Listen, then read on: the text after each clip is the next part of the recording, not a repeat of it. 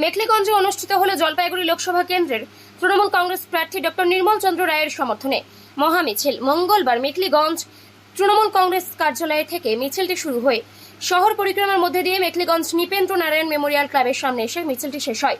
এদিনের এই মিছিলে উপস্থিত ছিলেন মেখলিগঞ্জ বিধানসভার বিধায়ক পরেশচন্দ্র অধিকারী, যুব নেত্রী অঙ্কিতা অধিকারী, মেখলিগঞ্জ পৌরসভার চেয়ারম্যান কেশব দাস, মেখলিগঞ্জ শহর তৃণমূল কংগ্রেসের সভাপতি বিষ্ণুপদ ঘোষ, মেখলিগঞ্জ পৌরসভার 3 নম্বর ওয়ার্ডের কাউন্সিলর হোমিওপ্যাথি চিকিৎসক ডক্টর বাবলু বর্মন, মেখলিগঞ্জ পৌরসভার 7 নম্বর ওয়ার্ডের কাউন্সিলর প্রভাত পাটনি সহ প্রমুখ।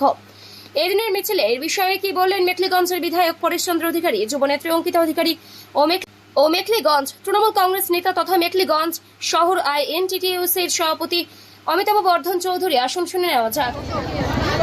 মেখলিগঞ্জে তৃণমূলের অবস্থান কোন জায়গায় সেটা মহামিছিল থেকেই আজকে পরিলক্ষিত হচ্ছে।